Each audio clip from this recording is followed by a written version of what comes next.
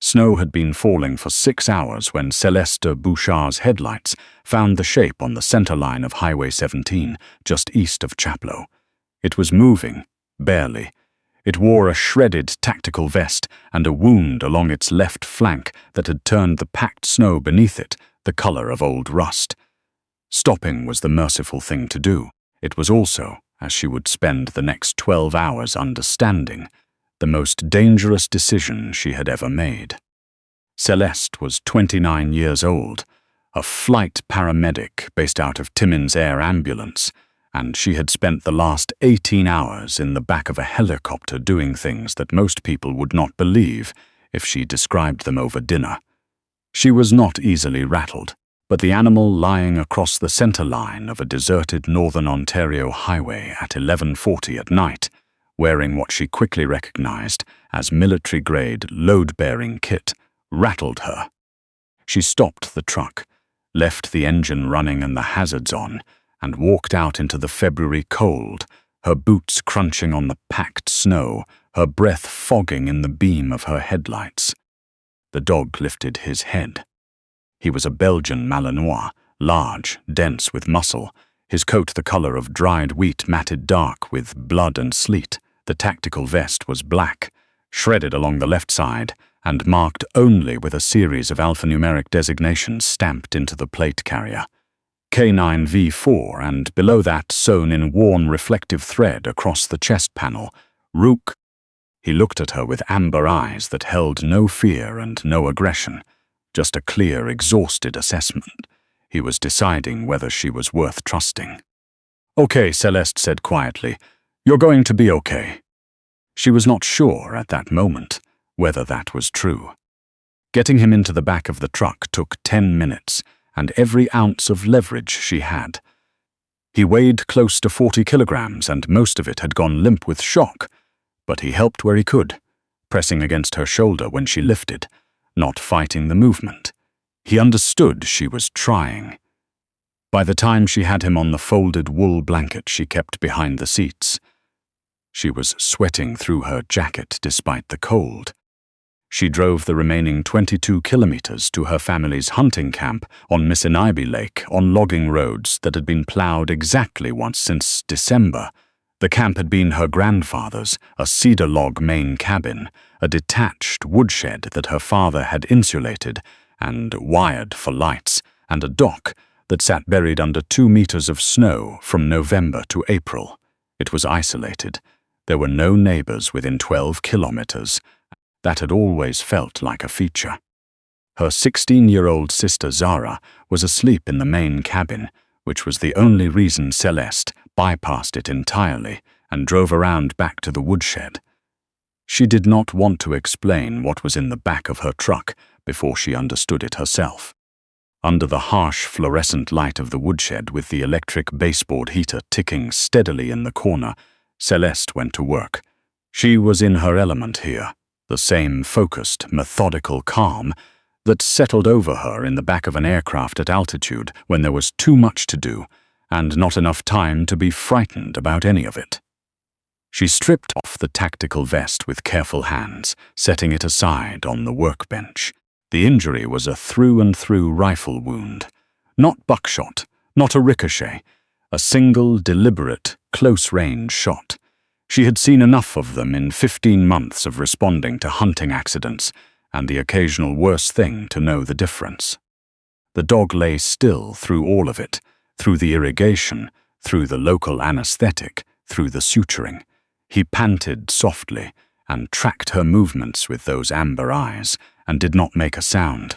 When she tied off the last stitch and pressed a clean compress against the wound, he turned his head and rested it against the side of her knee with the slow certainty of something that had decided it was done fighting for the night.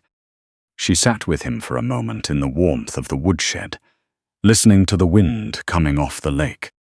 Then she picked up the tactical vest from the workbench. It was heavy, far heavier than the ballistic plating alone would explain. The internal architecture was complex. She could feel rigid structures through the lining that were not standard plate inserts, and on the collar a small rectangular module blinked amber every 4 seconds. She had seen enough EPIR beacons and avalanche transceivers to recognize a tracking device when she held one, without thinking it through beyond the basic logic that an injured dog in military kit showing up on a deserted highway in the middle of the night was not something anyone needed to locate before she understood the situation. She picked up her father's hatchet from the tool rack and brought the back of it down on the module twice. It went dark. She left the vest on the workbench, tucked a second blanket around the dog, and went inside. Zara was still asleep, sprawled across the worn plaid couch under a heap of quilts with a fantasy novel open face down on the coffee table. The woodsboss was stoked. The cabin smelled like spruce and her mother's old tea candles. Céleste stood at the kitchen counter with a cup of instant coffee and her laptop and typed the alphanumeric designation from the vest into every search combination she could think of. Military K9 units in Northern Ontario, D&D contracted working dogs, Belgian Malinois tactical programs Canada. Nothing returned anything that matched the gear she had seen. Then the internet dropped. She looked at the router. The light had gone red. She checked her phone. No bars. In 8 years of coming to this property through blizzards, thaws, ice storms, and one particularly bad lightning strike that had taken out the transformer on the road for 4 days, she had never had 0 bars of cell service at this camp. Not once.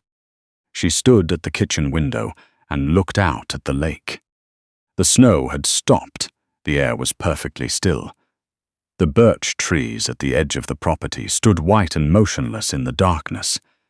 There were no sounds, no owls, no wind working through the eaves, no ice settling on the lake with its low, distant crack. It was the kind of silence that had weight to it, the kind that meant the normal sounds had been displaced by something that was trying not to make any. Céleste set down her coffee cup and went to the locked cabinet in the mudroom where her father kept his hunting rifles. She was back in the woodshed 4 minutes later. Rook was on his feet, facing the east wall of the shed, the wall that backed against the tree line, not growling, not moving, rigid in the way that a dog trained to conserve its energy holds itself when action is imminent and the moment hasn't arrived yet. His hackles were a straight line from his shoulders to the base of his tail. Céleste wiped the condensation from the small woodshed window and looked out. For a moment, just fog off the lake and the dark shapes of birch trunks. Then a shape moved that was not a tree. It was a figure in matte black tactical gear, moving through the birches at the property's edge with a kind of fluid, practiced silence that no hunter in reflective orange ever moved with. She counted one. Then a second figure materialized from behind the old boathouse. Then a third, stepping out of the tree line in a spread formation, collapsing toward the cabin. They carried suppressed weapons. They wore night vision rigs pushed up on their helmets. These were not RCMP officers responding to a report. These were not conservation officers looking for a lost animal. The precision of their movement, the silence, the way they communicated with hand signals that never needed to be taught twice. These were people whose profession was to enter places and take things before anyone inside knew they were there. And Zara was inside. Céleste slung the rifle over her shoulder and looked at Rook. "This way," she breathed.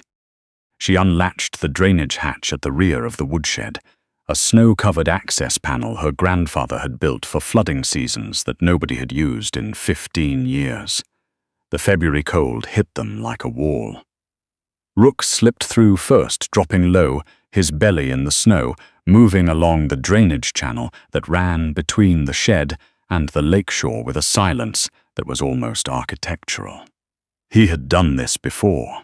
He knew exactly how to move through terrain when being found meant something irreversible. Céleste followed on her hands and knees, the rifle across her forearms, the snow soaking through her jacket at the elbows. 40 meters to the cabin's back door.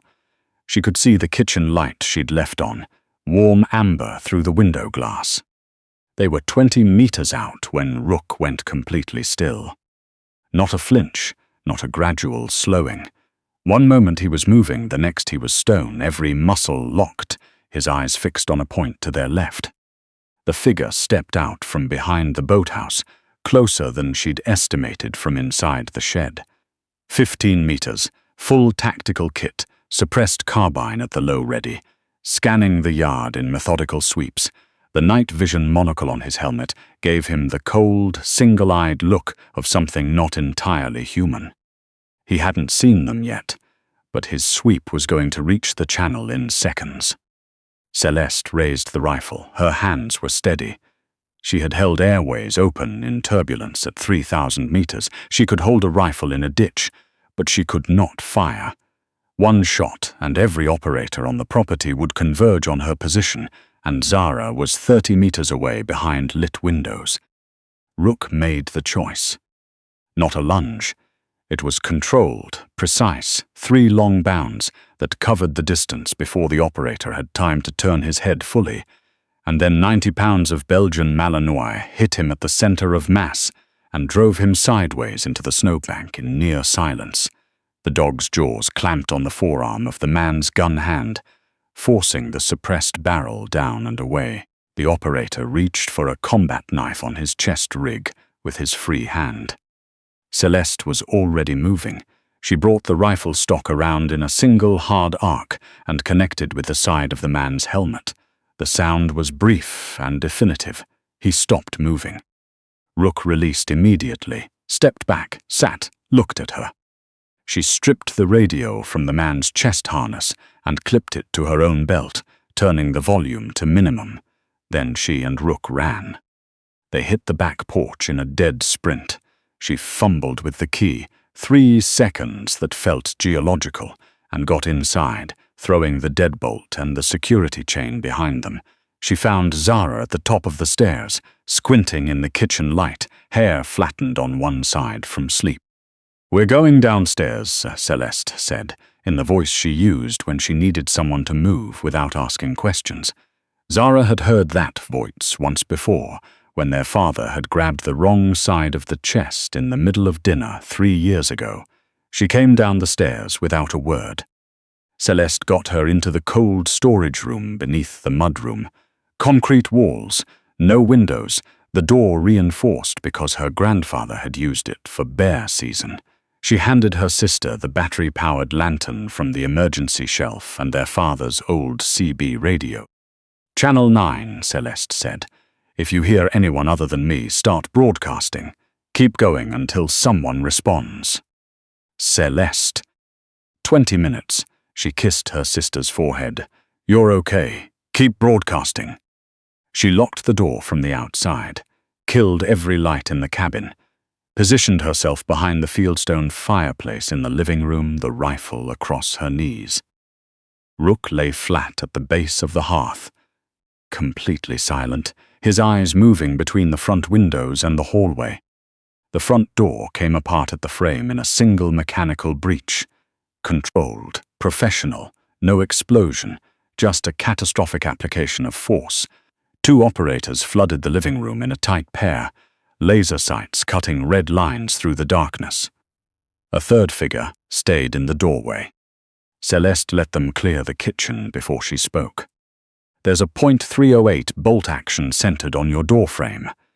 The first person through this hallway won't walk out." Her voice was flat and even, the way she gave field assessments when there was no time to be anything other than precise. "Stand down." The room went still. The third figure in the doorway removed his balaclava. He was in his mid-50s, with the carved, expressionless face of a man who had long ago stopped being surprised by the choices other people made. He stepped partially into view with the ease of someone who had never once considered that a woman with a hunting rifle in a dark room was a serious obstacle. "Mrs. Bouchard," he said, "my name is Commander Vane. We're a licensed private recovery unit operating under a classified D&D mandate. The dog you're sheltering is military property, and what's sewn into the lining of that vest is classified signals intelligence. Stand down, cooperate, and everyone goes home tonight." "The dog was shot," Céleste said. "Close range, suppressed rifle. That's not a training accident." Something moved behind Vane's eyes, just briefly. Sergeant Foss suffered. "The vest isn't in the shed," Céleste said. "It was a gamble, and she knew it." A pause. "We swept the shed." "Then you know what's on the workbench," she said. "And you know I've had time to look at it." She hadn't, not fully, but the weight of the vest, the rigidity she'd felt through the lining, the amber-blinking module she'd destroyed without understanding why.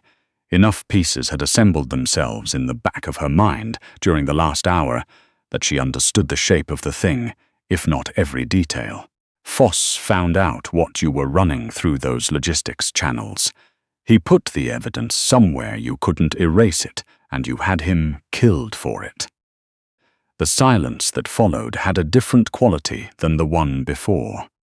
Rook rose to his feet. He didn't growl, didn't bare his teeth. He simply stood at his full height and looked at Vane across the dark room with an intensity that made both operators shift their weight. The dog knew that man, and the knowledge was not neutral. "Take her," Vane said quietly, and reached for the sidearm on his hip. Then Mississippi Lake turned white. The searchlights came through every window at once, 4 helicopter-mounted beams that flooded the cabin interior with such force that the operators threw their arms up reflexively. The rotor wash hit the cabin walls like a sustained broadside, rattling the window frames, shaking dust from the rafters. Through the blown-out front door, Céleste could see figures fast roping onto the lake ice, in dark kit blazed with bright yellow lettering. The megaphone carried cleanly over the rotor noise. "Attention, this is the Canadian Security Intelligence Service and RCMP Emergency Response Team. All personnel on the Bouchard property, drop your weapons and move to the lake shore immediately. You are surrounded." Vane raised his sidearm anyway. Rook cleared the fireplace hearth in a single movement. Despite the sutured wound in his flank, despite the blood loss and the cold and the hour, he hit Vane square in the chest with all of his remaining weight and drove him backward into the coffee table. The sidearm discharged into the ceiling. Plaster rained down. Vane crashed to the hardwood and Rook stood over him, with his jaws locked on the wrist of his gun hand, steady and merciless and completely controlled, doing exactly and only what the situation required. Céleste stood up from behind the fireplace.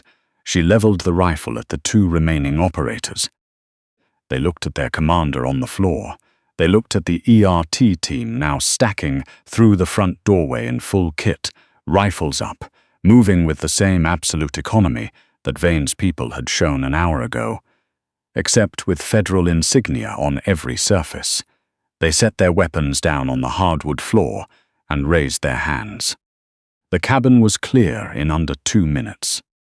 Inspector Thierry Gault came through the door last, badge on a lanyard over his tactical vest, moving with the deliberate quiet of someone who had spent a long career in rooms after the violence had already finished. He was tall, mid-40s, with the kind of stillness that comes from having learned to be calm, when calm was not natural.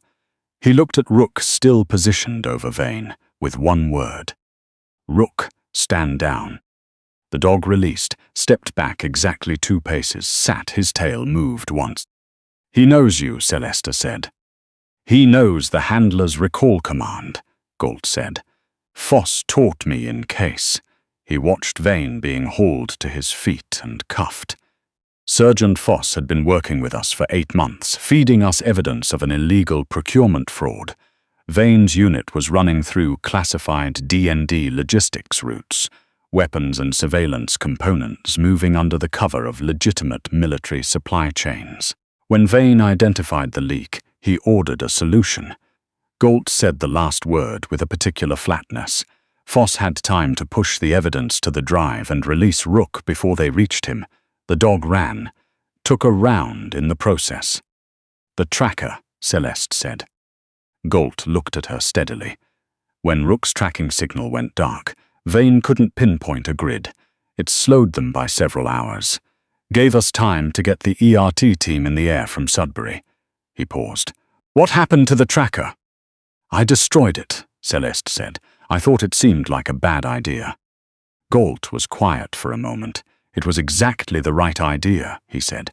You just didn't know why yet. She went downstairs and unlocked the cold storage room. Zara stumbled out, still holding the CB radio, the lantern battery nearly dead, her eyes wide, and her jaw set in the particular way she had when she was frightened, but determined not to show it. She looked at the RCMP officers moving through the cabin. She looked at the destroyed front door. She looked at the dog standing quietly at Céleste's left side, watching everything. Did you find him on the highway? Zara asked. Céleste blinked. How did you? You came in at midnight smelling like snow and engine exhaust, and you went straight to the shed instead of the cabin. Zara crossed her arms. And there's dog hair on your jacket from about shoulder height. She looked at Rook with the frank assessment of someone who had grown up with animals on this property. What's his name? Rook.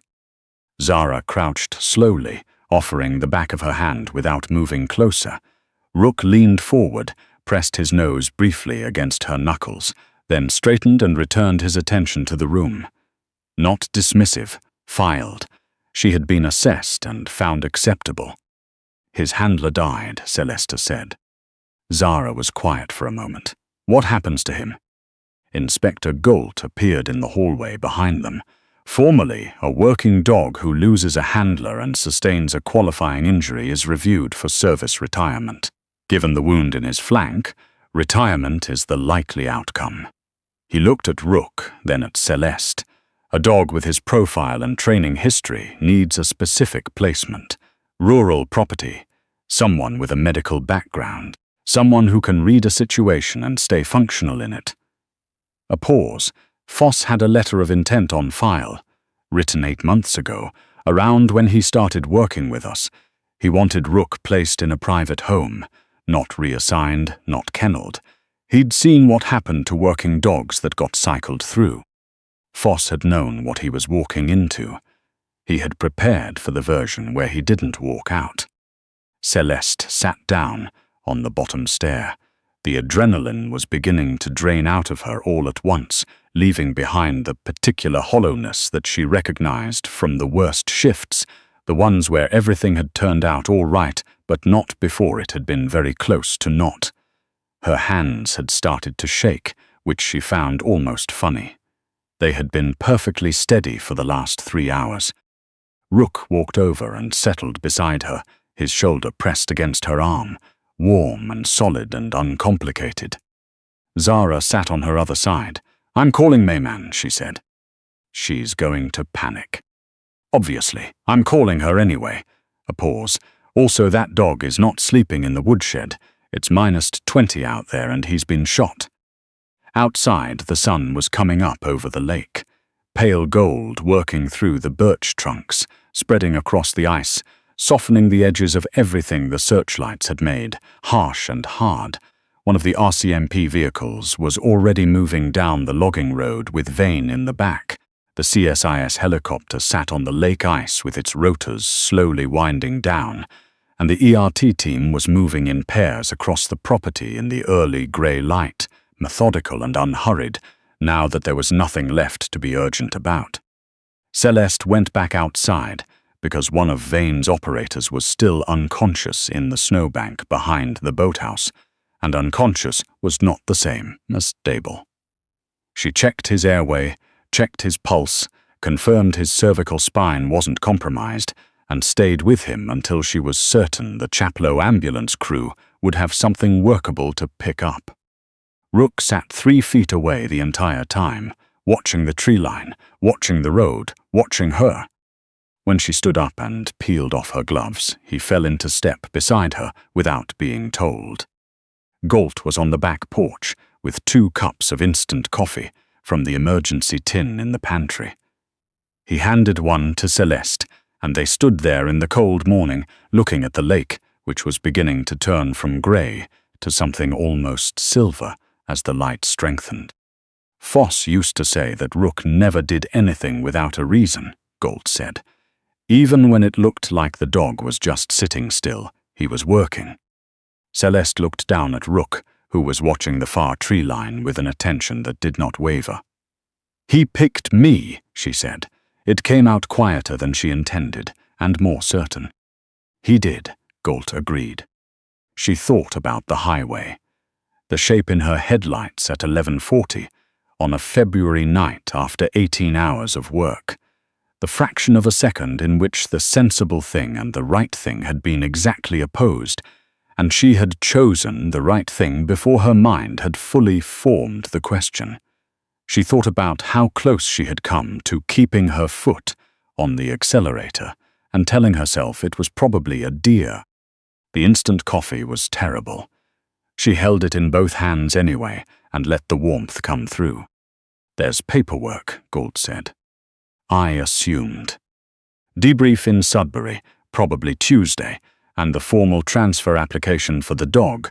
Foss's letter of intent should clear it without much friction. Maybe 2 weeks. Fine. He nodded, finished his coffee, set the cup on the porch rail and went down the steps toward the ice. Zara opened the cabin door behind Céleste, holding out a proper cup of brewed coffee. "The instant stuff is unacceptable," she said. "I don't know how you drink that." She looked out at the lake, at the helicopters, at the receding vehicle on the logging road. She was quiet for a moment. "Did we do okay?" Céleste took the coffee. "Yeah," she said, "we did okay." Rook's tail made a single slow arc against the porch boards. The sun cleared the tree line fully then, the light going from pale to genuinely warm, and for a moment the lake was so bright it was almost impossible to look at. White and gold and clean, the way the north looks after a hard thing has finished, and the world has decided to continue. Céleste scratched behind Rook's ear. He leaned into it with his whole weight, patient and deliberate and entirely present, just as he had been through all of it, as though this standing on a porch in the morning with someone who had stopped when she didn't have to, was exactly where his work had always been pointing. "Come on," Céleste said, "let's go inside."